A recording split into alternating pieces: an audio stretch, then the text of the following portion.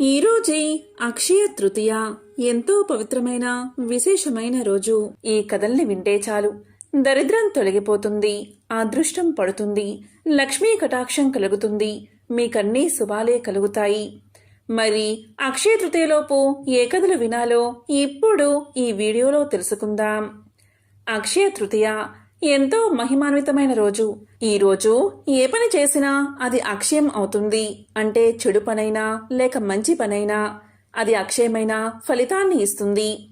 చాలా మంది అక్షయ తృతీయ రోజు బంగారం కొంటూ ఉంటారు. ఈ రోజు బంగారం కొనొచ్చు, కానీ అప్పు చేసి మరీ బంగారం కొంటే ఇంకా అప్పుల పాలవుతారు. నిజానికి అక్షయ తృతీయ రోజు బంగారం కొనమని ఏ శాస్త్రాల్లో కూడా రాయబడి లేదు. అక్షయ తృతీయ రోజు బంగారం దానం చెయ్యమని చెప్పారు, కానీ కొనమని చెప్పలేదు. అసలు ఎటువంటి బంగారంలో కలిపురుషుడు ఉంటాడో తెలిపే ఈ పురాణ కథను ఒక్కసారైనా వింటే చాలు, మీరు పట్టిందల్లా బంగారం అవుతుంది. బంగారంలో కలిపురుషుడు ఉంటాడని, అందుకే బంగారం ఇంట్లో తక్కువ ఉంచుకోవాలని చెప్తూ ఉంటారు. బంగారం ఎక్కువగా ఉండకూడదని అంటూ ఉంటారు. బంగారంలో కలిపురుషుడు ఉంటాడు అన్న మాట నిజమే, కానీ అవినీతి ద్వారా వచ్చే బంగారంలోని కలిపురుషుడు ఉంటాడు. దీనికి సంబంధించిన కథ పురాణాల్లో ఉంది. పూర్వకాలంలో జరాసంధుడు కాలభైరవ పూజ చేస్తూ రాజులందరినీ ఓడించి వారి దగ్గర ఉన్న బంగారమంతా కూడా తీసుకుని ఆ బంగారానికి వారి రక్తంతోనే అభిషేకం చేశాడు. ఇలా బంగారాన్ని సేకరించిన జరాసంధుడు ఆ బంగారంతో ఒక కిరీటం తయారు చేయించుకుని తన దగ్గరే ఉంచుకున్నాడు. ఆ తరువాత జరాసంధుణ్ణి భీముడు చంపేస్తాడు. అప్పుడు భీముడు ఈ కిరీటాన్ని చూసి ముచ్చటపడి తీసుకుంటాడు. ఆ కిరీటాన్ని తన కోశాగారంలో ఉంచుతాడు. ఆ తరువాత పరీక్షిత్ మహారాజు రాజ్యాన్ని పాలిస్తాడు. పరీక్షితుడు చాలా ధర్మబద్ధంగా ఉండేవాడు. ప్రజలకు ఎటువంటి కష్టం రాకుండా చూసుకునేవాడు. ధర్మబద్ధంగా రాజ్యాన్ని పరిపాలిస్తున్న పరీక్షిత్ మహారాజు యొక్క దేశంలో ఒకరోజు ఒక గోమాత ఏడుపు వినిపించింది. గోమాత పక్కనే ఒంటె కాలితో ఉన్న ఎద్దు ఆ గోమాతను చూసి ఎందుకు ఏడుస్తున్నావు అని ఊరడిస్తూ ఉంది. ఆ గోమాతే భూమి, ఎద్దు ధర్మదేవత. దీంతో పరీక్షిత్ మహారాజు వాటి దగ్గరకు చేరుకున్నాడు. ఎందుకు ఏడుస్తున్నావు అని గోమాతను అడిగాడు. అప్పుడు గోమాత ఇలా పలికింది: ఎద్దుకు 3 కాళ్ళు విరిగిపోయి ఒక కాలే మిగిలి ఉంది. కలిపురుషుడు కలియుగంలోకి ప్రవేశించాడని, ఎద్దు కాళ్ళను నిర్దాక్షిణ్యంగా విరిచాడని చెప్పింది గోమాత. ఆ మాటలు విన్న పరీక్షిత్ మహారాజు ఎద్దుతో, నిన్ను ఎవరు హింసించారు? ఎవరికి అపకారం చేయని నీ కాళ్ళు ఎవరు విరగ్గొట్టారు అని పలుకుతాడు. ఎవరు నీ కాళ్ళను విరగ్గొట్టారో వారు ఎవరైనా కాని అతడి భుజాలు విరగ్గొడతాను అన్నాడు పరీక్షిత్ మహారాజు.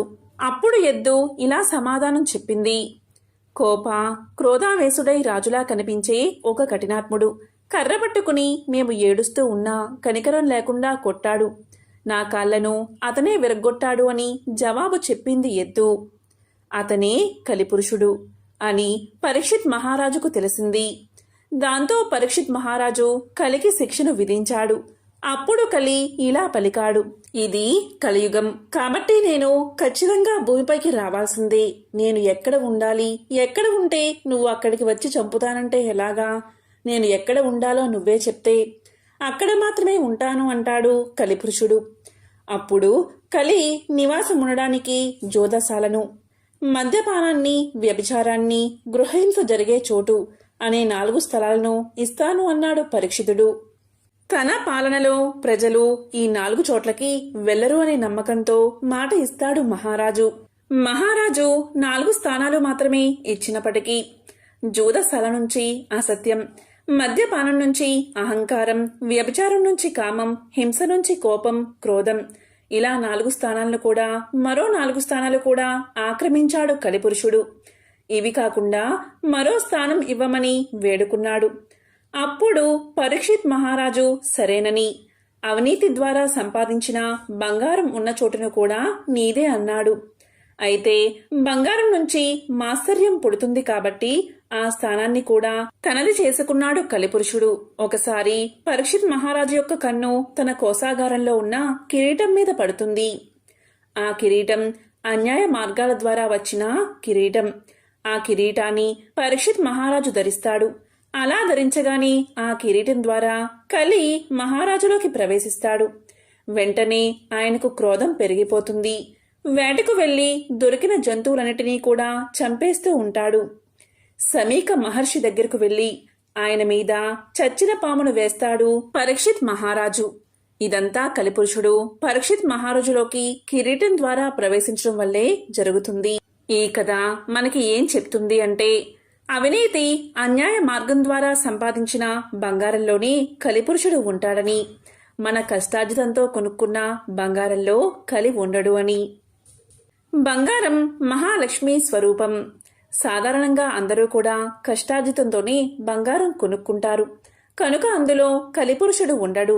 అలా కాకుండా బంగారం దొరికినప్పుడు తాకట్టు పెట్టిన బంగారం తీసుకున్నా, అలాగే పెద్దల నుండి వస్తున్న బంగారాన్ని అన్యాయంగా లాక్కున్నా ఆ బంగారం ద్వారా కలిపురుషుడు వస్తాడు. కాబట్టి మనం కొనుక్కునే కష్టార్జితంగా సంపాదించే బంగారంలో కలిపురుషుడు ఉండడు. కాబట్టి ఎప్పుడైనా సరే, ఎక్కడైనా సరే, ఎటువంటి పరిస్థితుల్లో అయినా సరే ధర్మబద్ధంగా జీవించాలి. ధర్మంగా సంపాదించిన ధనంతోనే బంగారం కొనాలి. పాపాలు చేసి సంపాదించిన ధనంతో బంగారం కొంటే ఆ బంగారంలోకి కలి ప్రవేశిస్తాడు.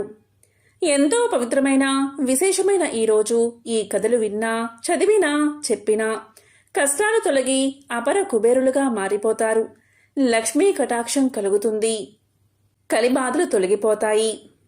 అక్షయ తృతీయ రోజు తప్పకుండా వినాల్సిన మరొక కథ ఏంటి అంటే కుచేలుడి కథ. కుచేలుడు కన్నా ముందు సుదాముడు. పాతవి చిరిగినవి బట్టలు కట్టుకునేవాణ్ణి కుచేలుడు అంటారు. ఆ అర్థంతోనే అతను కుచేలుడిగా పిలువబడ్డాడు. అంతటి పేదరికం, దారిద్ర్యం కుచేలుడిది. ధనానికి లేనివాడే కాని గుణానికి లేనివాడు కాదు. కోరికలు, ఆశలు ఉన్నవాడు కూడా అస్సలు కాదు. కృష్ణుడు కుచేలుడు చిన్ననాటి స్నేహితులు. సాందీపుడు అనే గురువుగారి వద్దే ఇద్దరు విద్యాబుద్ధులు నేర్చుకున్నారు. ఆ కాలంలోనే ఒకరోజు గురువుగారి భార్య సమిదలు తెమ్మని ఇద్దరిని అడవికి పంపింది. అనుకోకుండా గాలి వాన ముంచెత్తింది. స్నేహితులిద్దరూ చెట్టెక్కారు. కృష్ణుడు చెట్టుపై ఉంటే కింద కొమ్మ మీద కుచేలుడు ఉన్నాడు. గురువమ్మ ఇచ్చిన అటుకులు గుప్పెడు నోట్లో వేసుకుని కుచేలుడు నములుతూ ఉంటే కృష్ణుడు అడిగాడట. చలికి దవడలు వణుకుతున్నాయని అబద్ధం చెప్పాడట కుచేలుడు. ఆకలి దగ్గర అల్పత్వం బయటపడింది. అందుకు పర్యవసంగానే కుచేలుడి కథ వినిపిస్తుంది. ఆ తర్వాత కృష్ణుడు ద్వారకలో, కుచేలుడు తన పల్లెలోనూ పెరిగి పెద్దయ్యారు. కుచేలుడు నిజమైన బ్రాహ్మణుడిలాగా ధనార్జన మీద ఆశ లేకుండా పరమ భాగవతోత్తముడిగా గృహస్థ ఆశ్రమాన్ని సాగించుకుంటున్నాడు. అతని భార్య ఉత్తమురాలు. ఆమె పేరు విశాలాక్షి. పతికి అన్ని విధాలా అనుకూలంగా నడుచుకుని బతుకుతూ ఉండేది. ఆ దంపతులు ఎంతో దారిద్ర్యాన్ని అనుభవిస్తూ చివరికి బతుకే కడకడలాడవస్తే పాపం ఆ ఇల్లాలు ఒకనాడు భర్తతో ఇలా పలికింది. మీరెప్పుడూ మీ మిత్రుడైన కృష్ణుడు గురించి చెబుతూ ఉంటారే, అతనెంతో గొప్ప ప్రభువు కదా, ఐశ్వర్యవంతుడు కదా, అతన్ని అడిగితే కాదనకుండా మనకి తప్పకుండా సహాయం చేస్తాడు. దానితో మన దారిద్ర్య బాధ తీరి కాస్త సుఖంగా ఆకలన్నది ఎరగకుండా జీవిస్తాం. ఆయన్ని వెళ్లి కలుసుకోరాదు అని ఎంతో దీనంగా వేడుకుంది. అప్పుడు కుచేలుడు తనలో తాను ఇలా అనుకున్నాడు.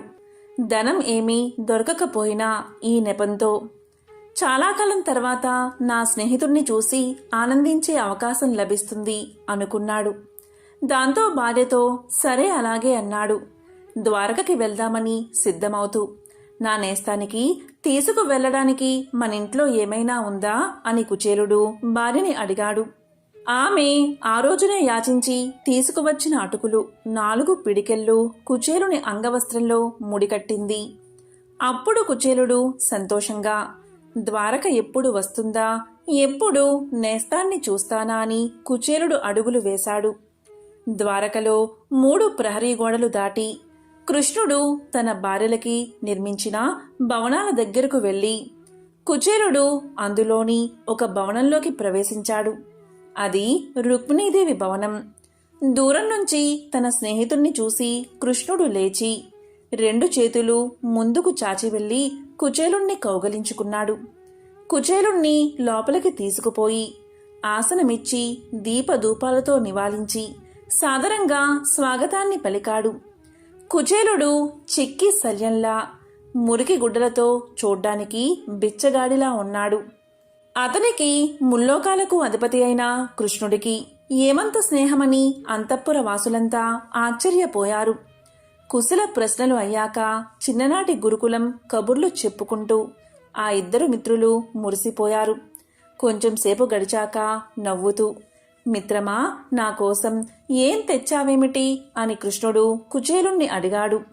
అప్పుడు కుచేలుడు అటుకుల మూట పట్టుకుని, ఇంతటి ఐశ్వర్యవంతుడికి ఇదే తేగలిగాను అని సిగ్గుతో తలవంచుకున్నాడు. అది చూసి కృష్ణుడు ఆ అటుకుల మూటని తీసుకుంటూ భక్తితో, నాకు పత్రం అర్పించినా చాలు, లేదంటే ఏమి తెచ్చినా నాకు నచ్చదు అని ఆ మూట విప్పి రుక్మిణితో, చూసావా ఎంత ఆప్యాయంగా నాకిష్టమని అటుకులు తీసుకొచ్చాడో అని చెప్తూ అందులోంచి ఒక పిడికెడు అటుకులు నోట్లో వేసుకున్నాడు. బాగున్నాయని తల ఆడించి మరో పిడుకుడు వేసుకోబోయాడు తన నోట్లో. అప్పుడు రుక్మిణీదేవి ఇలా పలికింది, ఒక్క పిడికెడు నీకిచ్చినందుకే నీ మిత్రుడికి ఇహంలోనూ పరంలోనూ సకల సంపదలు కలుగుతాయి, చాలు అని మరి వద్దని కృష్ణుడికి చెప్పగా సరే అని ఊరుకున్నాడు. ఆ రాత్రికి కృష్ణుడి మందిరంలో సంతుష్టిగా భోజనం చేసి స్వర్గసుఖం పొందినట్లు హాయిగా మెత్తని పరుపుల మీద కుచేలుడు పడుకున్నాడు. తెల్లవారగాని కుచేలుడు సెలవు తీసుకుంటానంటే అతనితో కృష్ణుడు కొంతవరకు వెళ్లి సాగనంపాడు. ఇంటికి వస్తూ తోవలో, అరెరే, ఆ పరమ సంతోషంలో మా ఆవిడ మరీ చెప్పింది కృష్ణుణ్ణి అడగనేలేదు. అయినా ఎలా నోరు విప్పి నాకేమైనా సర్దిపెట్టు అని అడగను? ఆ మహాత్ముణ్ణి చూడగలిగిన భాగ్యమే చాలు. ఎందరూ నోచుకోగలరు ఆ భాగ్యానికి అని తృప్తిగా అడుగులు వేశాడు కుచేలుడు. కుచేలుడు ఇంటి దరిదాపులకి చేరుకున్నాక అక్కడ అంతా కొత్తగా కనిపించింది. అంత పెద్ద భవనం తన పల్లెలో ఎన్నడూ చూడనేలేదు. ఆశ్చర్యంగా అలా కళ్ళప్పగిస్తూ వస్తూ ఉండగా నౌకరులు ముందుకు వచ్చి, దయచేయండి స్వామి అని ఆ భవనంలోకి కుచేలుణ్ణి తీసుకుపోయారు. లోపలికి వెళ్ళగానే ఆభరణాలతో అలంకరించుకుని అతని భార్య ఎదురైనది. స్వామి దయచేయండి అని రత్న మాణిక్యాలతో దేదీప్యమానంగా వెలుగుతున్న ఆ ఐశ్వర్య నిలయంలోకి తీసుకుపోయింది. కాస్త తేరుకున్నాక కుచేలుడికి అదంతా ఆ కృష్ణ పరమాత్ముని అనుగ్రహమే అని అర్థమైంది. అడగకపోయినా ఇచ్చే ఆ దాతకి చిన్ననాడు ఎంతో సఖ్యంగా ఉండేవాడు. అంతకంటే ఎక్కువ మక్కుతో ఆదరించిన తన స్నేహితుడికి కుచేలుడు నమస్కారం చేశాడు. కృష్ణుడు ప్రసాదించిన ఐహిక భోగభాగ్యాల్ని అనుభవిస్తున్నా వాటి యందు మోహమే లేకుండా నిరంతరమైన భక్తితో కృష్ణుణ్ణి మొక్కుతూ కుచేలుడు తన జీవితానంతా గడిపాడు. ఆ తరువాత దేవదేవుని పరమపదం చేరుకున్నాడు. ఎంతో పవిత్రమైన విశేషమైన ఈ అక్షయ తృతీయ రోజు కుచేలోపాఖ్యానము విన్నా, చదివినా, చెప్పినా, వినిపించినా జన్మల దరిద్రం తొలగిపోతుంది, లక్ష్మీ కటాక్షం కలుగుతుంది, సకల ఐశ్వర్యాలు కలుగుతాయి. పూర్వం వారణాసిలో రామశెట్టి అనే వ్యాపారి ఉండేవాడు. ఆయనకు 4 కుమారులు. వ్యాపారంలో 4 కుమారులు సహాయం చేస్తూ కాలాన్ని గడిపేవారు. రామశెట్టి వారి కుమారులకు యుక్త వయసు వచ్చిన తర్వాత ధనవంతులైన అందగత్తెలను ఇచ్చి 3 కుమారులకు వివాహం చేశాడు. ఒకసారి 4వ కుమారుడు పనిమీద వేరే ఊరు వెళ్తాడు. అక్కడ ఒక అమ్మాయిని చూసి ఇష్టపడతాడు. ఆ అమ్మాయి అక్కడ ఆవుడు కాస్తూ ఉంటుంది. పని పూర్తయ్యాక ఇంటికి చేరుకున్న 4వ కుమారుడు తాను ఒక అమ్మాయిని ఇష్టపడ్డాని, ఆమెనే వివాహం చేసుకుంటానని తండ్రికి తెలియచేస్తాడు. తండ్రి అలాగే నాయనా సరే అని పలుకుతాడు. అమ్మాయి పేరు లావణ్యవతి. ఆమెకు తల్లిదండ్రులు లేరు. ఆమె గుడికి సంబంధించిన పనులు చేస్తూ ఉంటుంది. గుడికి సంబంధించిన ఆవులు తీసుకువెళ్లి మేపుకొస్తూ ఉంటుంది. ఈ విషయాలన్నీ కూడా వాకపు చేసి రామశెట్టి తెలుసుకుంటాడు. అప్పుడు వారి పెద్ద కొడుకులు ఇలా పలుకుతారు. పోనీలే నానా, మనకు డబ్బు ఉంది కదా, తమ్ముడు ఇష్టపడ్డాడు కాబట్టి ఆ అమ్మాయితోనే వివాహం చేద్దామని పలుకుతారు అన్నలు. ఆ తరువాత 4వ కుమారుడు లావణ్యవతిని వివాహం చేసుకుని ఇంటికి తీసుకువస్తాడు. లావణ్యవతి చాలా అందంగా ఉంటుంది. అందంతో పాటు చక్కని మనసు కూడా కలిగింది. లావణ్యవతి అత్తామామల దగ్గర భయభక్తులతో ఉంటూ అందరి దగ్గర మంచి పేరు తెచ్చుకుంటుంది. లావణ్యవతి ఈ విధంగా పేరు తెచ్చుకోవడంతో మిగిలిన 3 తోటికోడళ్లకు అసూయ పెరిగిపోతుంది. లావణ్యవతి పేదపిల్ల, మిగిలిన 3 ధనవంతుల బిడ్డలు. దానితో వారికి లావణ్యవతి అంటే కొద్దిగా చిన్నచూపు ఉండేది. లావణ్యవతికి ఒక మంచి స్వభావం ఉండేది. అదేంటి అంటే ఎవరైనా ఏదైనా అడిగితే లేదు అనకుండా ఇచ్చే స్వభావం. అయినా లావణ్యవతి అత్తవారింట్లో ఉండగా ఆ ఇంట్లో పనివాళ్లు ఎండనక వాననక కష్టపడుతూ ఉండేవారు. అప్పుడు లావణ్యవతి వారిని చూసి, ఇప్పుడైతే నేను భవనంలో సుఖంగా ఉన్నాను, కానీ పెళ్లిగాకముందు నేను ఇలాగే కష్టపడుతూ ఉండేదాన్ని, మండుటెండలో పనిచేసేదాన్ని. అప్పుడు ఆ సమయంలో ఒక గొడుగు ఉంటే బాగున్ను కదా అనుకునేదాన్ని. సేద తీరేటప్పుడు ఒక విసినకర్ర ఉంటే బాగుండు అనుకునేదాన్ని. ఈ పనివాళ్లు కూడా నాలాగే కష్టపడుతున్నారు కదా, వీరికి కూడా గొడుగు విసినకర్ర ఉంటే బాగుంటుంది కదా అనుకుంది లావణ్యవతి. అనుకున్నదే తడువుగా ఇంటి పెరటివైపు వెళ్లి ఆ ఇంటి యొక్క తాటాకు ఇంటి మీద ఉన్న తాటాకులు లాగి ఒక గొడుగులాగా విసినకర్రలాగా తయారు చేసి వారికి ఇచ్చింది. ఇంటికి ఉన్న తాటాకులన్నీ కూడా అలా రకరకాలుగా తయారు చేసి అక్కడ పనిచేసే వారందరికీ ఇస్తూ ఉండేది. అత్తామామలు ఏమో ఇదేంటి, ఇంటి మీద తాటాకులన్నీ కూడా ఏమైపోతున్నాయి, ఎటుపోతున్నాయి అనుకునేవారు. కొంతకాలానికి ఇంట్లో వారు లావణ్యవతి తాటాకులు తీస్తుందని గమనించి లావణ్యవతిని గట్టిగా దెబ్బలాడి ఇటువంటి పనులు చేయకూడదని మందలించారు. అలాగే వాళ్ళ ఇంట్లో బోలెడంత గోసంపద ఉండేది. ఆ గోవుల యొక్క పాలు తీయడం లేదా కడగడం వంటి పనులన్నీ కూడా పనివాళ్లు చేస్తూ ఉండేవారు. కానీ లావణ్యవతి ఎవరికీ తెలియకుండా పాలు తాగడం కోసం గోవుదూడల యొక్క తాళ్లు విప్పేసి తల్లి గోవుల దగ్గరకు వదిలేసేది. ఈ విషయాన్ని కూడా ఇంట్లో వాళ్ళు గమనించి లావణ్యవతితో ఇలా దూడలను వదిలేస్తే మనం పాలు ఎలా తాగుతాం అని మళ్లీ మందలించారు.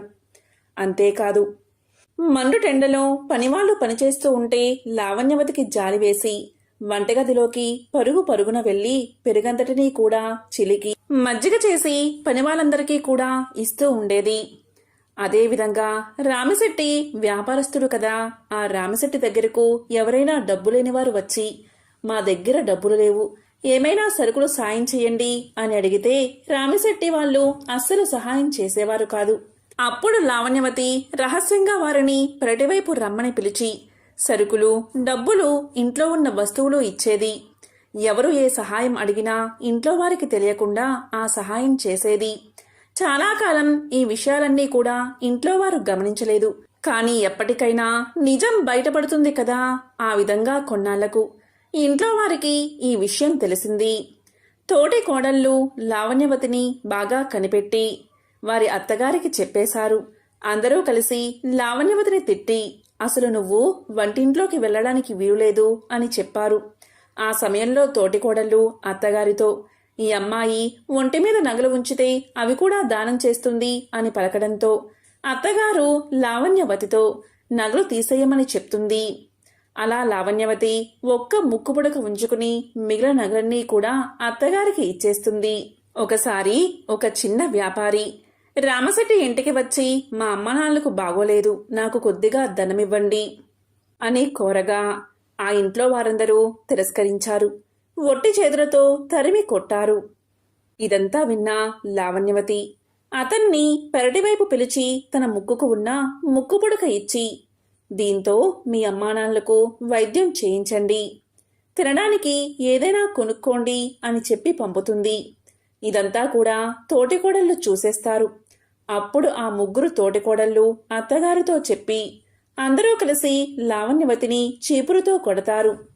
నువ్వు ఈ ఇంట్లోని పిల్లవు, ఇంట్లోని వస్తువులన్నీ దానాలు చేసేస్తావా అని తిడతారు. దీంతో లావణ్యవతి ఏడుస్తూ గదిలోకి వెళ్ళిపోతుంది. తిండి కూడా తినకుండా పడుకుంటుంది. తన బాధను చెప్పుకోవడానికి భర్త కూడా ఉండడు.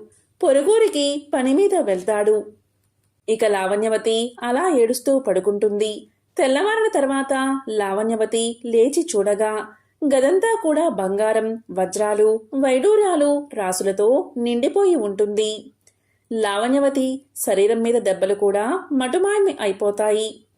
లావణ్యవతి మంచి పట్టుచీరలు, నగలు శరీరం మీదకి వచ్చేస్తాయి.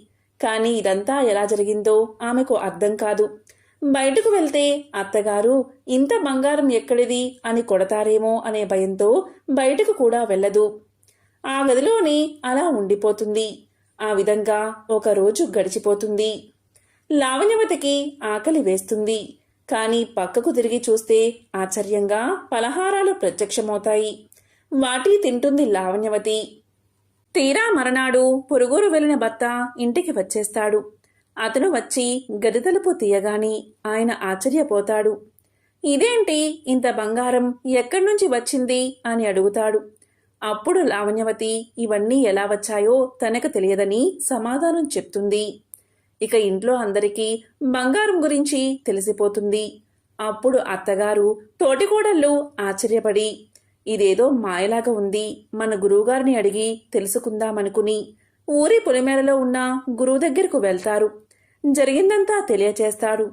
అప్పుడు గురువు తన దివ్య దృష్టితో చూసి ఈ అమ్మాయి తనకున్నదంతా కూడా ఎప్పుడూ దానం చేస్తూ వస్తుంది.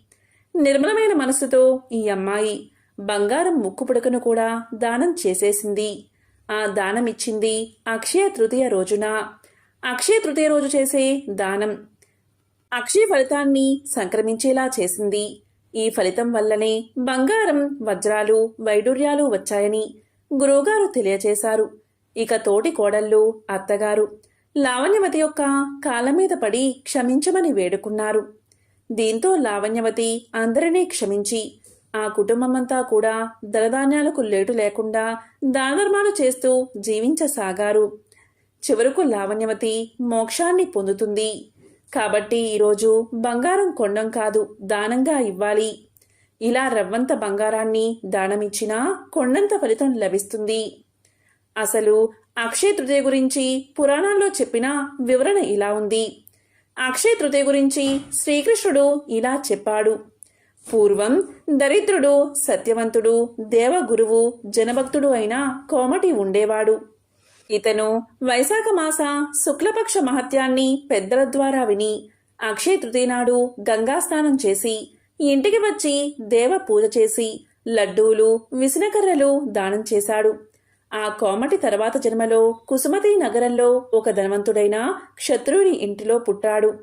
ఆ జన్మలో కూడా అతడు దాన నిరతిని వీడలేదు.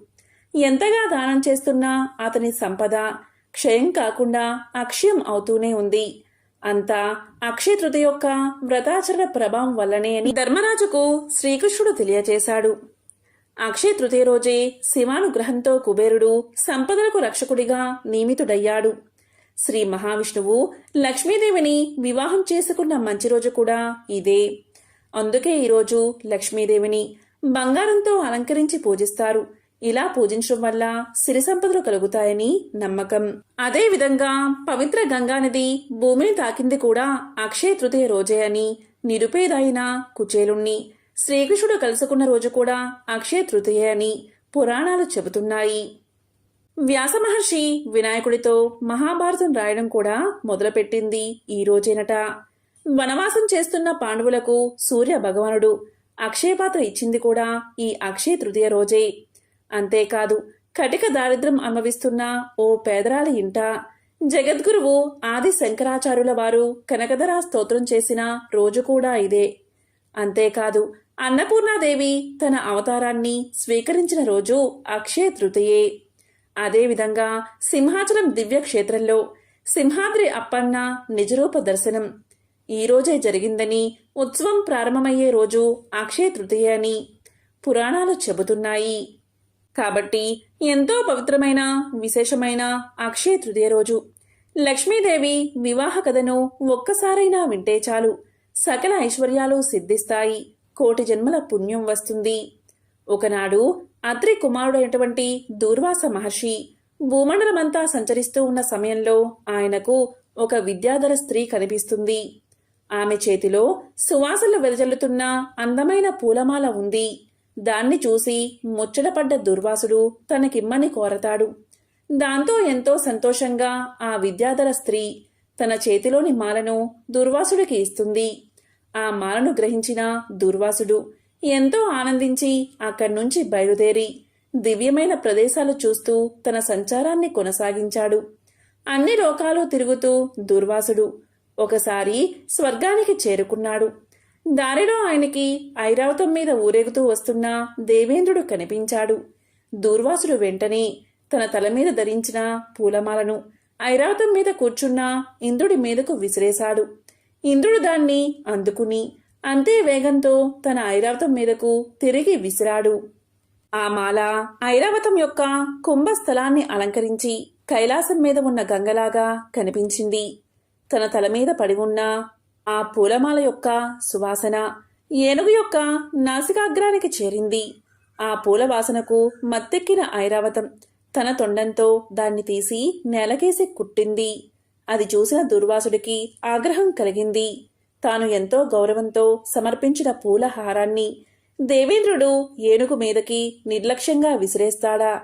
ఎంత పొగరు దేవేంద్రుడికి అని భావించాడు దుర్వాసుడు. వెంటనే ఇలా పలికాడు, దేవేంద్ర, నీకు మదం ఎక్కువైంది. లక్ష్మీప్రదమైన నేనిచ్చిన పూలమాలను ధరించకుండా నిర్లక్ష్యంగా విడిచిపెట్టావు. కనీసం పూలమాలను ఇచ్చినా నన్ను అభినందించలేకపోయావు. నీ పాపానికి గాను త్రిభువన సామ్రాజ్య సంపద నశించుగాక, నీ పాలనలో ఉన్న ముల్లోకాలు లక్ష్మీహీనమైపోగాక అని శపించాడు దుర్వాసుడు. దుర్వాసుడి శాపం విన్నాక ఒక్కసారిగా ఇంద్రుడి కళ్ళు తెరుచుకున్నాయి. తాను చేసిన అపరాధమేమిటో అతనికి తెలిసి వచ్చింది. వెంటనే ఏనుగు దిగి దుర్వాసుడి కాలపై పడ్డాడు. ఎంత వేడుకున్నా పరమ కోపిష్టి అయిన దుర్వాసుడు ఇంద్రుణ్ణి కనికరించలేదు. అతని ప్రార్థన ఏమాత్రమూ వినకుండా అక్కడ్నుంచి వెళ్ళిపోయాడు. ఇక చేసేది లేక ఇంద్రుడు తన అమరావతికి తిరిగి బయలుదేరాడు. దుర్వాసుడి శాపం ఫలించడం ప్రారంభమైనది. దేవేంద్రుడి పాలనలో ఉన్న అన్ని లోకాల్లో సంపదలు కరిగిపోతున్నాయి. ఎక్కడా యజ్ఞయాగాలు కొనసాగడం లేదు, తపస్సులు చేయడం లేదు, దాన ధర్మాలు లేవు. ఇలా ప్రపంచమంతా తేజోహీనంగా మారిపోయింది. అన్ని రకాలుగా లోకాలన్నీ కూడా అంధకారంగా మారిపోయాయి. ఇదే తగిన సమయంగా భావించారు దానవులు. బలహీనులై తేజోవిహీనులుగా మారిపోయిన దేవతల మీద దాడి చేశారు. వారి దాడికి తట్టుకోలేక దేవతలంతా తమ తమ లోకాలను విడిచి పారిపోయారు. ఈ విధంగా దానవుల దాటి నుంచి తప్పించుకున్న దేవతలంతా ఒకే చోటుకు చేరి ఈ కష్టాల నుంచి గట్టెంకించగలిగేవాడు శ్రీహరి అని తీర్మానించుకున్నారు. వెంటనే అందరూ కలిసి సామూహికంగా శ్రీహరిని చేరి ఆయన్ని శరణు వేడుకున్నారు. దేవతల బాధలు విన్న శ్రీహరి వారిని ఓదార్చి ఇలా పలికాడు, దేవతలారా, మీరు చింతించకండి. ముందు మీరంతా వెళ్లి దానవులతో సంధి చేసుకోండి. మీరు వారు కలిసి క్షీరసాగరాన్ని మదించండి. మీకోసం మందర పర్వతాన్ని కవ్వంగా వాసుకీ సర్పాన్ని తాడుగా చేసుకోండి. నేను మీకు సహాయంగా ఉంటాను. ఈ విధంగా అమృతం ఉద్భవిస్తుంది. దీన్ని తాగడం వల్ల మీరు అమిత బలాన్ని పొంది అమరులు అవుతారు. ఇక వెళ్లి వెంటనే పని ప్రారంభించండి అని చెప్పి పంపిస్తాడు శ్రీహరి. శ్రీహరి మాట ప్రకారం దేవతలు మందర పర్వతం వాసుకీ సర్ప సహాయంతో క్షీరసాగరాన్ని మదించడం ప్రారంభిస్తారు. ఈ మదనంలో మొదటగా సుర పూజిత అయినటువంటి కామధేనువు ఆవిర్భవించింది. దాన్ని చూసి దేవతలు దానవులు ఇద్దరూ కూడా ఎంతో ఆనందించారు. దాన్ని దేవతలు గ్రహించారు. తిరిగి మదనం ప్రారంభమైనది. కొద్దిసేపటికి ఆ సముద్రంలో నుంచి మత్తుగొలిపే చూపులతో వారుని శక్తి పుట్టింది. ఆమె ఆకారాన్ని చూసి దేవతలు తిరస్కరించగా దైత్యులు ఎంతో ఆనందంతో ఆమెను స్వీకరించారు. తరువాత పారిజాత వృక్షం ఆవిర్భవించి దేవతల నందనవనంలో స్థిరంగా నిలిచిపోయింది. దాని తర్వాత 60 కోట్ల అప్సరగణాలు ఆవిర్భవించారు. పుణ్యజీవులైన వారంతా దేవదానవుల చేత గౌరవించబడ్డారు. వారి తర్వాత చల్లని వెన్నెల్లు కురిపిస్తూ చంద్రుడు ఉదయించాడు. తన తలలో శిరోభూషణంగా అలంకరించుకుంటానని శంకరుడు చంద్రుణ్ణి గ్రహించాడు.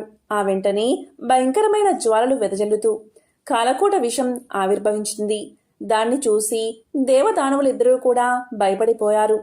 అందరి ప్రార్థనలు విన్న పరమేశ్వరుడు ఆ విషాన్ని తన కంఠంలో ధరించాడు. అందువల్లే ఆయన గరళ కంఠుడు అయ్యాడు. ఆయన తాగగా మిగిలిన గరళాన్ని అక్కడే ఉన్న నాగులు తాగాయి. ఈ విధంగా క్షీరసాగర మదనం కొనసాగుతుంది. ఈ విధంగా కొద్దిసేపటికి అమృత బాండం ధరించిన ధన్వంతరి పాలసముద్రం నుంచి ఉద్భవించాడు. ఆ తరువాత వరుసగా గుర్రము, ఐరావతము జన్మించాయి. ఇక వెంటనే వికసించిన తామర పువ్వు మీద కూర్చుని సర్వాలంకార శోభిత అయిన శ్రీ మహాలక్ష్మీదేవి పాల సముద్రం నుంచి బయటకు వచ్చింది. సర్వాలంకారిణి అయిన ఆ దేవిని చూసి ఋషులు, మునులు ఎంతో ఆనందించి శ్రీ సూక్తంతో ఘనంగా స్తుతించారు. ఆమె రాక సందర్భంగా గంధర్వులు పాటలు పాడారు, అప్సరసలు నాట్యం చేశారు. గంగాది నదులు దేవీ స్నానం కోసం విచ్చేశాయి. దిగ్గజాలన్నీ స్వర్ణ కుంభాలతో గంగాజలాన్ని తీసుకుని మహాలక్ష్మీదేవిని అభిషేకించాయి.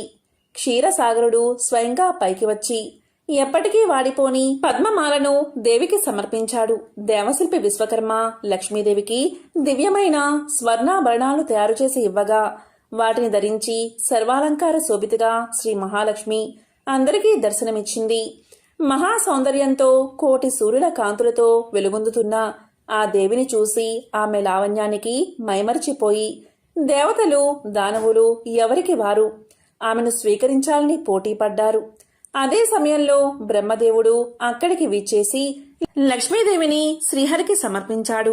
అందరూ చూస్తూ ఉండగా బ్రహ్మ మాటను గౌరవించిన శ్రీహరి లక్ష్మీదేవిని తన వక్షస్థలం మీద ధరించాడు. శ్రీహరి చేత వరించబడ్డ లక్ష్మీదేవి ఆయనతో ఇలా పలికింది: స్వామి, నన్ను స్వీకరించినందుకు చాలా సంతోషం. నన్ను ఎప్పుడూ మీరు విడవకండి. మీ హృదయమే నాకు తగిన స్థానం.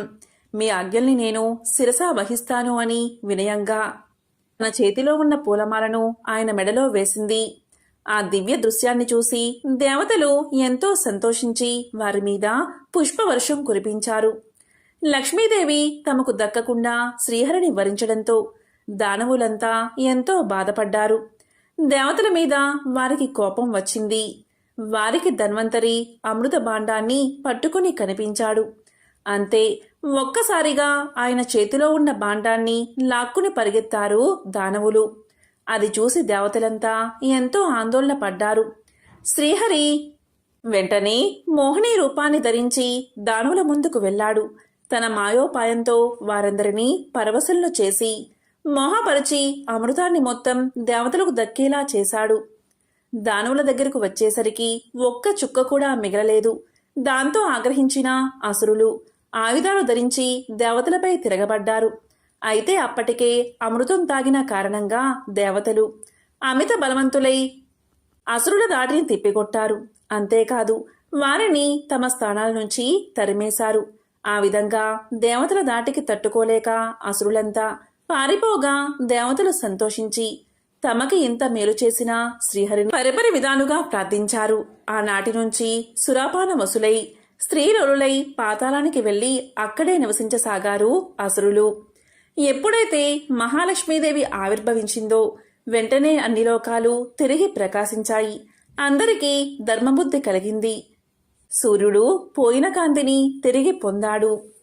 అన్ని లోకాలు లక్ష్మీకలతో వైభవంగా విరాజిల్లాయి. అప్పుడు బ్రహ్మదేవుడు దేవతలతో, సురులారా, జగన్నాథుడైన శ్రీహరి, జగద్రక్షకుడైనటువంటి శంకరుడు మీకెప్పుడూ అండగా ఉంటారు. వారిని మీరు ఎప్పుడూ కూడా ఉపాసిస్తూ ఉండాలి, పూజిస్తూ ఉండాలి అని చెప్పి సత్యలోకానికి చేరుకున్నాడు. ఇలా లక్ష్మీదేవి పెళ్లి అక్షయ తృతీయ రోజే జరిగిందని పురాణాలు చెబుతున్నాయి. ఎంతో పవిత్రమైన విశేషమైన ఈ కథను వింటే చాలు సకల ఐశ్వర్యాలు సిద్ధిస్తాయి.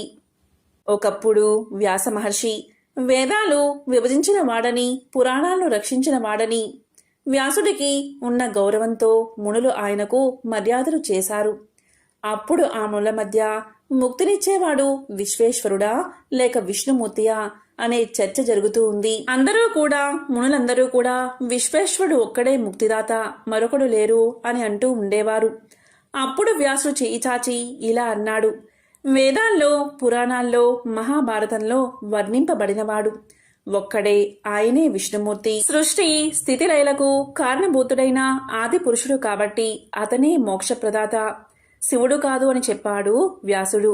అది విన్న మునులంతా ఆశ్చర్యపోయి, మహానుభావ, నువ్వు సర్వజ్ఞుడువు, నీకంటే బాగా తెలిసిన వారు ఎవరున్నారు? అయితే నువ్వు ఇప్పుడు పలికిన మాటలు విశ్వేశ్వర సన్నిధిలో అంటే కాశీలో చెబితే మాకు ఆనందం కలుగుతుంది అన్నారు ఆ మునులు. దానికి వ్యాసుడు అంగీకరించి తన 10,000 మంది శిష్యులతో మునులతో కాశీకి చేరుకున్నాడు. అక్కడ స్నానం చేసి బిందుమాధవుణ్ణి భక్తితో సేవించి స్తోత్రం చేశాడు. ఆ తర్వాత నృత్య గీత వాయిద్యాలతో మాధవుణ్ణి సేవించాడు. మాధవుడు ఒక్కడే మోక్షదాత అని చేతులు పైకెత్తాడు. అప్పుడు అతని చెయ్యి ఎత్తినట్లు స్తంభించిపోయింది. అతని మాటలు కూడా స్తంభించిపోయాయి. అప్పుడు మాధవుడు వచ్చి, వ్యాస, ఎంత తప్పు చేశావయ్యా! ఈ విశ్వంలో ఈశ్వరుణ్ణి మించిన వారు మరొకరు లేరు. ఆయన దయవల్లే నేను చక్రిని అయ్యాను, లక్ష్మీసుతుడై అయ్యాను. త్రైలోక్యాన్ని రక్షించే సామర్థ్యం ఈశ్వరుడి వల్లే నాకు కలిగింది. నువ్వు శుభాన్ని కోరాలి అంటే శంకరుణ్ణి స్తుతించు అన్నాడు విష్ణువు. వెంటనే వ్యాసుడు అలా చెయ్యగా అతని అంగాలన్నీ అతని స్వాధీనంలోకి వచ్చాయి. అప్పుడు వ్యాసుడు శ్రీ మహాదేవుణ్ణి అనేక విధాలుగా స్తుతించాడు. ఆ తరువాత వ్యాసుడు నిత్యమూ స్నానం చేసి ముక్తి మండపంలో కూర్చుని శిష్యులకు విశ్వేశ్వరుని దివ్య మహిమలను, వేదపాఠాల గురించి చెబుతూ గడుపుతూ ఉండేవాడు. అక్షయ తృతీయ రోజే పరశురాముని జయంతిని కూడా జరుపుకుంటారు. ఈ సందర్భంగా పరశురామ చరిత్ర విశిష్టత తెలుసుకుందాం. హిందూ పురాణాల ప్రకారం శ్రీ మహావిష్ణువు యొక్క 6వ అవతారమే పరశురాముడు. స్కాంద, బ్రహ్మాండ పురాణాల ప్రకారం పరశురామ అంటే పార్శుతో రాముడు. ఈయన ఆయుధం గొడ్డలి, శివయ్యకు గొప్ప భక్తుడు. త్రేతాయుగంలో పురూరవుని వంశంలో గాది అనేవాడు రాజ్యాధిపతి అయ్యాడు. ఆ గాదిరాజు కూతురు సత్యవతి. రుచికుడు అనే బ్రాహ్మణ యువకుడు వేద విద్యా పారంగతుడు. సత్యవతిని తనకిచ్చి వివాహం చేయమని కోరాడు రాజును. తన కూతురికి అతను తగినవాడు కాదని అనుకున్నాడు గాదిరాజు. తెల్లని దేహాలు, నల్లటి చెవులు ఉన్న 1000 గుర్రాలు తెచ్చి ఇస్తేనే తన కూతురితో వివాహం చేస్తానని చెప్పాడు గాదిరాజు. రుచికుడు మహాపండితుడు, భక్తుడు. అతడు వరుణుణ్ణి ప్రార్థించి అటువంటి గుర్రాలను సంపాదించి ఇచ్చాడు. దీంతో గాదిరాజు తన కూతురైన సత్యవతిని అతనికిచ్చి వివాహం చేశాడు. గాదిరాజుకు పుత్ర సంతానం లేదు. దీంతో ఆ మహర్షి యొక్క భార్య అలాగే అత్త ఇద్దరూ కూడా పుత్రులు పుట్టాలని రుచికుణ్ణి యజ్ఞం చేయమని కోరారు. దీనికి అతను సమ్మతించాడు. బ్రహ్మజ్ఞాని అయిన పుత్రుడు కలగాలని బ్రహ్మ మంత్రాలతో యజ్ఞం చేసి ఆ యజ్ఞ ప్రసాదాన్ని భార్య కోసం, రాజ్యపాలన చేయగల క్షాత్ర లక్షణాలున్న బాలుడు పుట్టాలని క్షత్రియ మంత్రాలతో యజ్ఞం చేసి ఆ యజ్ఞ ప్రసాదాన్ని అత్తగారి కోసం ఉంచి స్నానానికి వెళ్ళాడు రుచికుడు. కాని తల్లి కూతుళ్ళు వాళ్ళ హవిస్సులు మార్చుకున్నారు. హవిస్సుల తారుమారను సంగతి తెలుసుకున్న ఋషికుడు భార్యతో ఇలా అన్నాడు: నీకు క్రూరుడైన కుమారుడు కలుగుతాడు. మీ అమ్మకు బ్రహ్మజ్ఞాని అయిన పుత్రుడు ఉదయిస్తాడు అని చెప్పాడు. దీంతో సత్యవతి తప్పు క్షమించమని భర్తను వేడుకుంది. అప్పుడు శాంతించిన అతను, నీ కొడుకు సాధువు, మనముడు క్రూరుడు అవుతారు అని అనుగ్రహించాడు. ఆ కారణంగా సత్యవతికి జమదగ్ని ముని పుట్టాడు. జమదగ్ని ముని రేణువు కుమార్తె రేణుకాదేవిని పరిణయమాడాడు. జమదగ్ని రేణుక దంపతులకు 5 కుమారులు కలిగారు.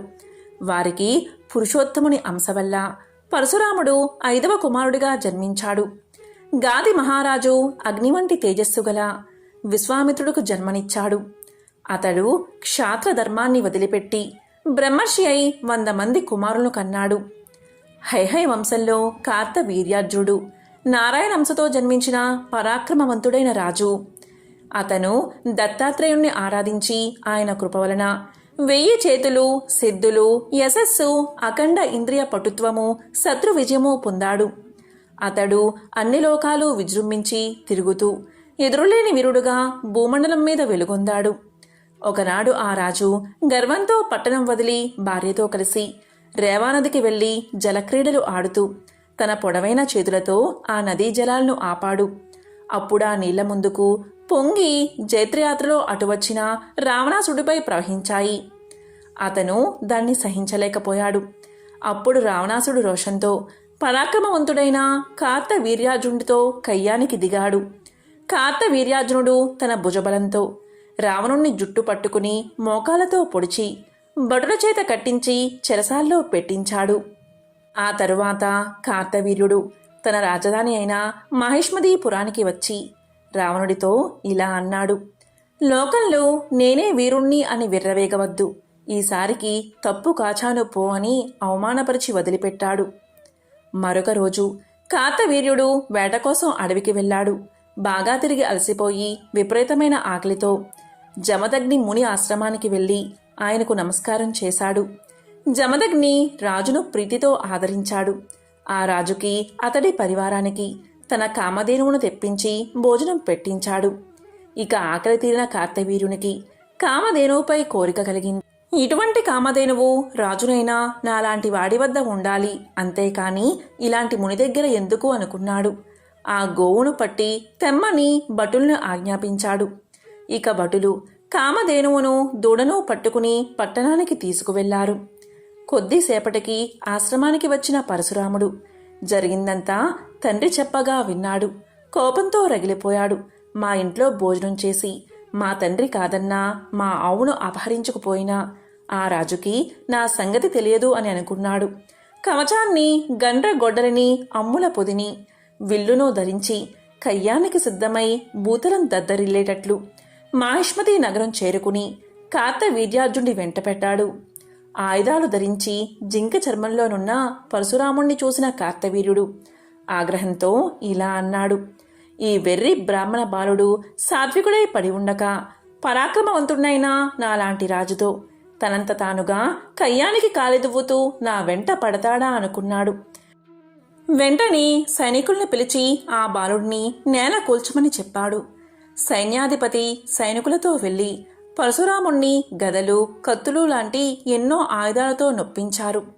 పరశురాముడు కన్నుల్లో నిప్పులు రాలుస్తూ రెట్టింపు కోపంతో విజృంభించి గండ్రగొడ్డలి విసురుతూ అరటిమానులను తెగవేసే తోటమాలిలాగా ఆ భటుల తలలను, అవయవాలను నరికాడు. గుర్రాలను, ఏనుగులను, రథాలను కూల్చాడు. ఆ యుద్ధభూమి నెత్తిటితోనూ మాంసఖండాలతోనూ నిండిపోయింది. అప్పుడు కార్తవీర్యుడు ఈ బాలుడు ఒక్కడే ఇంత సైన్యాన్ని నేలకూల్చాడు, ఇక ఆలస్యం చేయడం పనికిరాదు, వెంటనే నా భుజబలంతో వీడిని నాశనం చేస్తాను అనుకున్నాడు. ఉత్సాహంగా తన 500 చేతుల్లో ధనస్సును పట్టుకుని మిగిలిన 500 చేతులతో విల్లు తాళను బాణాలను సంధించాడు. ఓ బ్రాహ్మణుడా, నిన్ను నీ గొడ్డల్ని నేల కూలుస్తాను అంటూ గర్జించి పరశురామునిపై ఎడతెరిపి లేకుండా బాణాలు సంధించాడు. లోకంలోకి విలుకాండ్రల్లో మేటి అయిన పరశురాముడు ధనస్సును ఎక్కుపెట్టి బాణాన్ని సంధించి కార్తవీర్యుడి ధనస్సులన్నిటినీ ఒక్కసారిగా ముక్కలు ముక్కలు చేశాడు. గండ్ర కొడ్డలితో అతని చేతులు నరికాడు. తరువాత కొండ శిఖరంలా మిగిలిన అతని తలను శత్రు సంహారకుడైన ఆ భార్గవరాముడు ఖండించాడు. తండ్రి నేలకూలగానే కార్తవీర్యుడి కుమారులు 10,000 మంది పరశురాముణ్ణి ఎదిరించలేక తలొక దిక్కుకు పారిపోయారు.